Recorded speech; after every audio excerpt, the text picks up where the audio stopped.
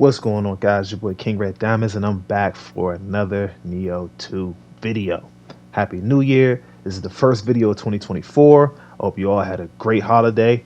And yes, we're still playing Nioh in 2024. Now, Pete, this was a requested video. I was asked to update my corruption build.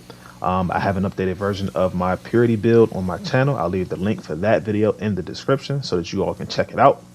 But this is the corruption build. Before I get into it, ask you guys to like, comment, and subscribe. I appreciate you all so much. I recently hit 1,500 subscribers. That is awesome. On my way to 2,000. So hopefully I can hit that by the end of 2024. Hopefully I can hit higher than that. So 2,000 is the goal by the end of 2024. So thank you all again so much. And I'll pretty much explain what's going on. So this is my corruption build. This build is built on the Magatsui Grace and Oyamasumi's Grace. Though the Yamasumi's Grace, as you know, is the Depths of the Underworld Grace, which gives you pretty much like a lot of health and damage reduction. It's probably the most needed Grace for Depths of the Underworld, like floors 21 and above, simply because bosses hit incredibly hard and they have a lot of health. So you want to be able to outlast them. And then obviously Magatsui's Grace is the corruption-based Grace. But as you can see in the background gameplay, with this build, I'm trying my absolute best to pressure the enemy as much as possible so I can get my weapon awakened as quickly as possible, because the more damage you do, the faster your weapon becomes awakened. And then number two, I'm trying to drain their ki as quickly as possible, simply because you do more damage when they're at low ki. Not to mention with corruption actually steals ki from your enemy. So the more you attack, the more ki you steal from the enemy, and the faster you'll be able to kill that enemy. As you can see, I just did a grapple for 36,000. So that's the sentience in my weapon is helping with that. It's helping me do the extra damage to get the enemy 0 ki, and then the melee versus the corruption versus the corrupted enemy is helping deal that extra damage. Not to mention my clan that I use, which is the Mighty clan, gives me a damage boost, gives me pretty much a bigger hit on grapples. Okay, so that's pretty much how I put the build together. But you know how I usually do my build videos. I show the gameplay in the beginning, and then I'll go over it in the second half. So I'll let the gameplay play out, and then I'll see you guys in the second half. But remember, again, like, comment, subscribe, and share it. Appreciate you guys so much. See you in the second half.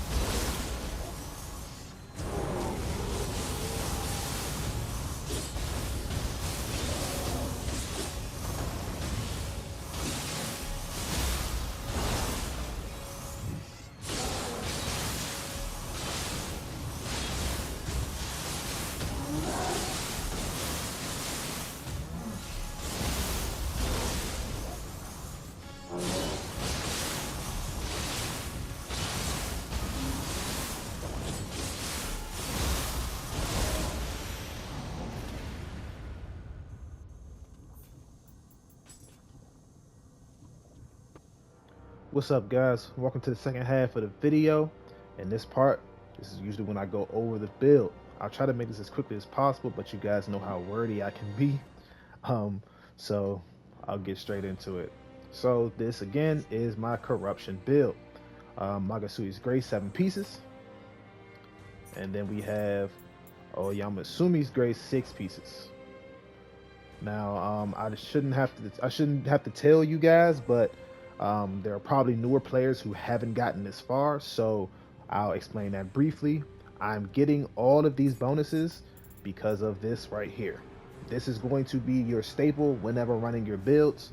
Now, there are other accessories that can get this bonus, which is this right here. The set bonus requirements reduce -1. As you can see, it reduces the number of pieces of equipment needed to earn a set bonus by 1, meaning that instead of me having to have 7 pieces of Magasui, I only need 6. All right, so this is going to be a staple. Now you can get this bonus on other pieces of gear. It can drop as a star effect, but in my opinion, Yasakani's, there's nothing better, simply because it has some of the best. It gets some of the best special effects on its accessory that any other item can't get.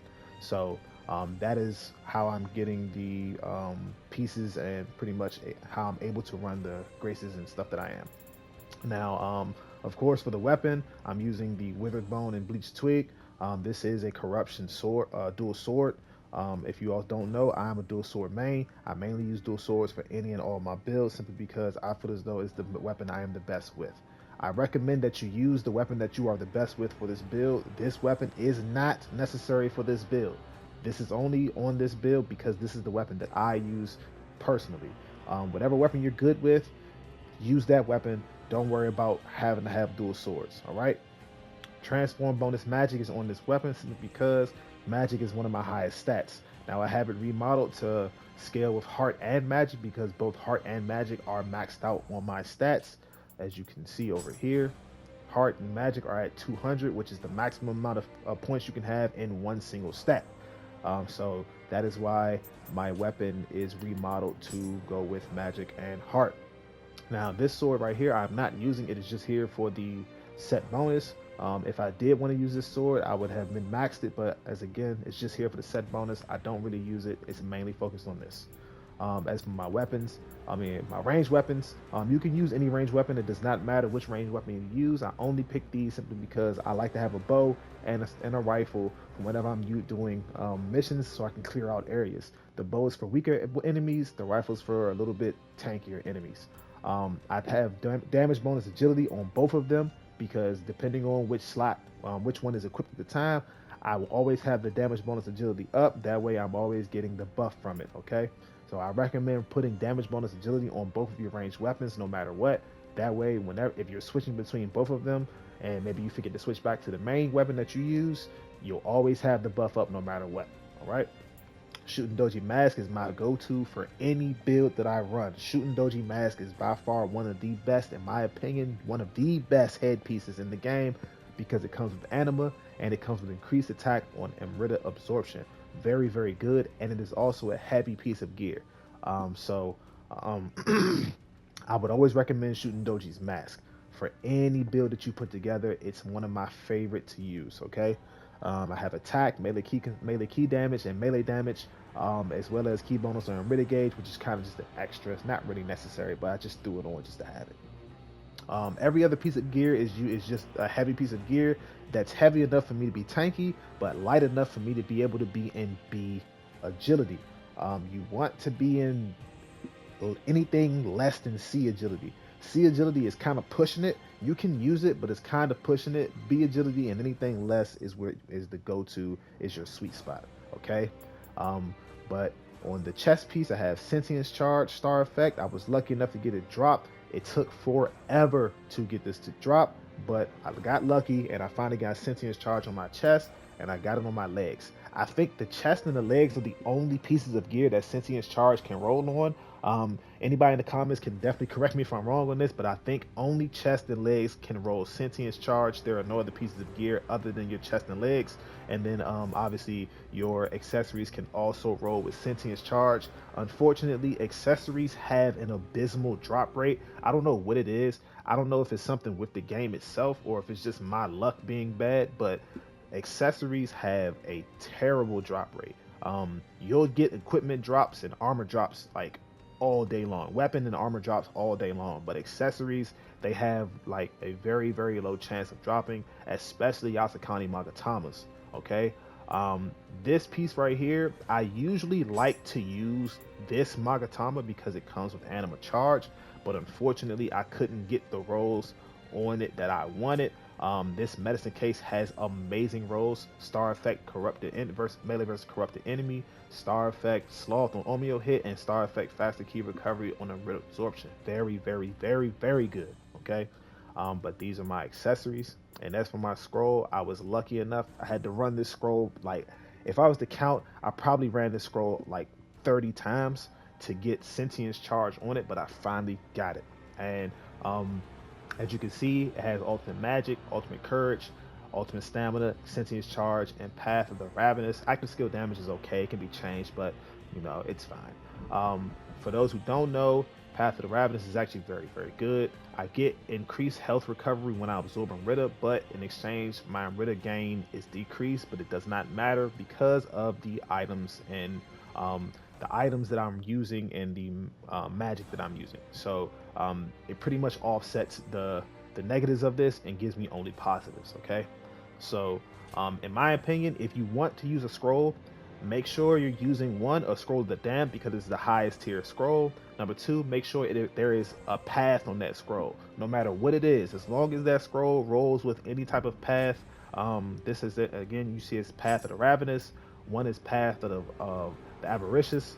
One is Path of the Beast. We got we got a Path of the Ruthless. I think there's one that's named Path of the Gods. So it's a whole bunch of those. Make sure that those are on your scroll, because you can re-roll those. Okay, if it's not on your scroll, I'm not going to say it's a bad scroll, but it won't have as many benefits as it would if you did have it. Okay, so make sure when you're doing your scrolls of the damned that your scrolls are rolling with any path, no matter what it is, and then you can continually re-roll it until you get the path that you want. All right, cool. Now on to my magic. Steel Talisman, of course, always have it for defense. Especially because I'm using the dual swords. Dual swords are really good for blocking, and some may think the defense is increased, meaning that you can take more hits. That's not what it is. Steel Talisman increases your defense when you're blocking.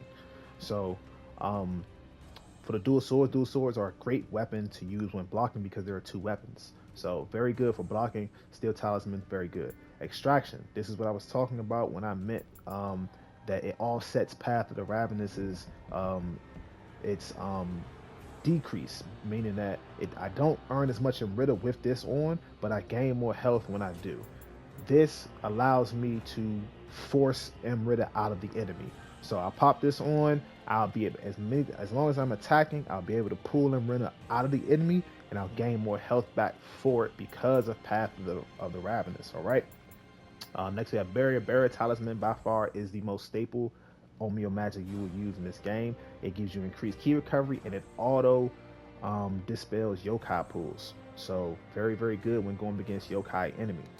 Next we have Shockwave. This right here, this talisman, I recently, like, crazy how long I've had this game, and I've recently like learned how like crazy strong Shockwave is. Every time you key pulse, it does a little shockwave, and it kind of like it damages the enemy. It kind of pushes them back a little bit. This is a perfect talisman for anybody who knows how to attack pressure, zero key combo, all that stuff. It's going to help you so much because every time you key pulse, you'll let out a shockwave and you'll hit the enemy, knock them off, and it can, even if they're at like a sliver of key, you key pulse, that shockwave will knock them into zero key, and now you can punish them for it. Very, very good. Arch Yokai. This basically gives me more anima for a longer period of time. So basically, when the more I'm pretty much fighting, and the more I'm fighting, the more ways I have of gaining anima, the more anima I gain because of Arch Yokai, which allows me to spam my yokai abilities as much as possible. So definitely very good. The Lightning Familiar Talisman is on because I have Sloth on Omeo hit. As soon as I pop this and I hit an enemy with it, it slows the enemy. Also, it applies a debuff of Electrified. Electrified slows the enemy down itself as well. You can use any familiar talisman. I use lightning because, in my opinion, there are a lot more enemies who are weak to lightning rather than water or fire. There are a lot of enemies that are immune to fire and water, but a lot more enemies are weak to lightning than you may think. So I choose lightning familiar. It's very good. Water probably will be my next go-to because water saturated, it pretty much gives a defense debuff, allowing you to do more damage. So if you want to use a familiar talisman, and you don't want to go with lightning, I would recommend water. This is just here as a placeholder. Again, I can set it, but this is just here as a placeholder. This is not even from my original Omeo. This is an item I picked up. As you can see, I only have one left, so I've been using them. That's not as important as the other ones. Daijin Saki, this is very good. It'll save your life. I promise you, it'll save your life. Before any fight, you want to use one of these because it'll pretty much prevent you from accumulating status debuffs. So if an enemy is an elemental enemy, or if an enemy has a certain status debuff that it'll put on you, this will pretty much make you immune to it. That way you won't have to worry about getting hit with confusion and taking more damage from the enemy, and you can just fight through everything. Next we have Quick Change. Quick Change Scroll is one of the best ninjutsu items in the game because it gives you a second life basically. So once your health hits 0, you'll pretty much do, if you know Naruto, you'll do a substitution jutsu. You'll come back to life and you'll pretty much revive with about a little bit of, probably 10% of your health back or something like that. But it's very, very good. I'm not sure if you can hear the jets outside, but it's very, very good for Depths the Underworld, for anything, honestly. Anytime you're not too sure if you can beat a boss without having to use one, I would say use it just in case. The next ones, these are just my speed running scrolls. These are the usual I use whenever I do a build, whenever I'm playing the game. These help me get through all these levels as quickly as possible when I'm farming. Okay, and I'm always farming because I'm always putting together different builds. I'm always trying to get new weapons, all that stuff. So these are just for farming purposes. Catwalking makes me silent. Sneak Thief makes me invisible. Tiger Running makes me faster. That's it for my items. Next, I'll go into my Guardian Spirit. Now, my first Guardian Spirit is Baku. Baku is the Corruption Guardian Spirit. As you can see, it gives me corruption accumulation, as well as melee damage on corrupted enemies, as well as anima charge, which is very, very good. You want as much anima charge on your character as possible because if you want to spam your yokai abilities like I do, anima is very needed. Okay, as you can see under that, I have anima bonus on confused enemy. This is because I paired Baku with another Guardian Spirit, which I'll show you after I go over my soul cores. Right here, so-called Nightmare Bringer, melee versus corrupted, very good, comes on it. So this is perfect for any corruption based build. And then anima charge and awakened weapons. So when my weapon becomes awakened, I gain more anima. Very, very good. Sentience charge on this. This might be one of my best soul cores for any build that I've made because it has everything I could possibly want for a corruption build. Melee damage versus corrupted, anima charge and awakened, and sentience charge, probably the trifecta. Next we have the Gozuki. This one, it kind of I was able to transfer anima bonus versus corrupted enemy on it, and it also came with sentience charge, which is beautiful again because I'm running a corrupted build. Not to mention, Gozuki is very good for doing key damage to an enemy if you want to just use it. Next is Ippon. This is a staple soul core for any of my builds, by far one of the best for comboing as well as for stun locking. This soul core can stun lock any enemy in the game, no matter who it is. Okay, and it does a massive amount of key damage. Okay, so very, very good. It also, I was able to roll Amrita bonus on inflicted enemy with corrupted. Also, it came with melee versus corrupted enemies. So all three of these are giving me something, giving me a bonus for corrupting an enemy. Perfect for corruption build. Okay, so I'll show you the other Guardian Spirit that I paired with it to get the anima bonus when confused. It is Ho-Oh. Ho-Oh is the Purity Guardian Spirit. This is the Guardian Spirit I use for my Purity build, okay? Um, if you don't know, whenever you get to choose two Guardian Spirits, there are certain Guardian Spirits that pair with each other to give you an additional, like a special bonus to those Guardian Spirits. Some Guardian Spirits only give you, say, again, Animal Charge on Strong Attack, or they'll give you um, yokai ability damage, and then brute, feral, or phantom. Key consumption yokai shift. These are max ability key damage. Like a lot of these are a lot of these they give you basic bonuses like the same, but other ones, if you find a special pair that go with each other, they'll give you a special bonus. Like this right here, this is considered a special bonus because there are not many yokai, there are not many guardian spirits that pair together that'll give you the max yokai ability key damage. Okay, so when you're going through guardian spirits and you're choosing guardian spirit, whichever guardian spirit you choose as your main one, try to find a guardian spirit that'll pair with it so you can get that extra bonus. All right, but that is it for the main stuff. Next, we're going to go over my stats. Now, if you look at my stats, they may seem familiar because they're probably exactly the same as my purification build stats. 200 heart, 200 magic, magic and heart because I'm running ultimate magic and ultimate heart as well. And then I have 150 in courage and stamina. I'm not running ultimate. I'm sorry. Heart because I have heart at 200 because it scales with my weapon. But ultimate magic is definitely for the 200. The 200 magic is definitely ultimate magic. And then courage and stamina are at 150 because I'm running ultimate courage and ultimate stamina. Strength is at 10, which is the soft cap. I think I had to hit this because of a requirement for a certain piece of gear. Skill, I don't really need any skill. I just put it to 7 just because. Dexterity is at 20 because it's a good amount of dexterity to allow me to use all the ninjutsu that I want to use.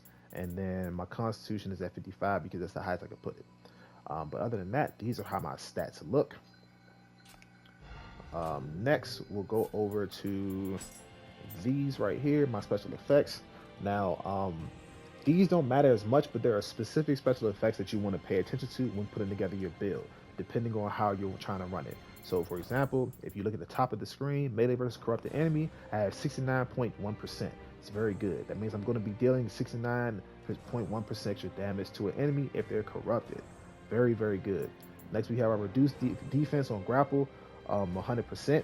This is from my Meta clan. Now, if you upgrade it to max, you get it to 100% on the reduced defense on grapple. This allows me to do those massive, like 36,000, 40,000 damage grapples because I'm pretty much reducing their defense on the grapple. So I'm going to be hitting them even harder. If you're lucky enough to do a grapple, keep them at 0 key, drain them again while the defense debuff is still up, and do another grapple, you're going to do a massive amount of damage. Okay, massive amount of damage. Next, I'll drag you all the way down to the bottom, and if you look, it will probably be the 6 from the bottom. Sentience charge, you can see 291%.1. Now again, I would try to get it to 300%, but anything above that, I probably would say is oversaturation. 300% is your sweet spot. It'll probably give you the best bang for your buck whenever you're looking to stack on sentience charge. Okay, but that's that. I know sometimes you guys like to see my like what skills I use. So this right here are the skills that I use. I like Dragon Claw. Whenever I grapple a human enemy, I'll steal anima from them, which is very, very good. Because of my weapon having Mystic Dyad on it, I'm allowed to run both Mystic Arts for my dual swords. If you don't know what Mystic Dyad is, I'll show you real fast so you can see. Mystic Dyad allows you to have 2 Mystic Arts active for this weapon. So any weapon you have Mystic Dyad on, you'll be able to run both of the Mystic Arts for that weapon. And if that weapon is, if that's a certain weapon that has 2 Mystic Arts that pair well together, that'll be a very powerful build. As for the dual swords, it has probably 2 of the best Mystic Arts in the game. One Mystic Art allows me to pretty much reduce the damage I receive as long as I'm attacking, and then the other one allows me to reduce the amount of ki I use while I'm attacking. So basically, the more I attack, the less damage I take, and the less ki I use. What more could you ask for? Perfect. As for my high stance cherry blossom, very good. It tracks the enemy well. If an enemy is dodging, especially a human enemy, you'll pretty much track them. So like if you hit them once with that downward slice and then they move to the side, that second attack, which is the cherry blossom, will follow them and connect to them. Next we have Sign of the Cross, my highest damage dealing attack in my high stance and pretty much every other stance I have. We have Windstorm. Next we have Winter Wind. This is very good for zero ki combos and attack pressuring, because it ki pulses and it pushes you towards the enemy. And then if you pair the Shockwave talisman with it, it pretty much becomes an attack in itself. Next I have God of Wind. This is my staple move right here. God of Wind is how I deal my maximum amount of ki damage while comboing. I had this on my high stance, on my mid stance, and my low stance, so that I can get the ki drain on the enemy as quickly as possible. Against Sign of the Cross, Punish the Proud. It's not really that necessary, but it works well against human enemies. We have Strike. This one is a very, very good counter. If you can pull it off, it does a lot of damage, and it looks cool as hell.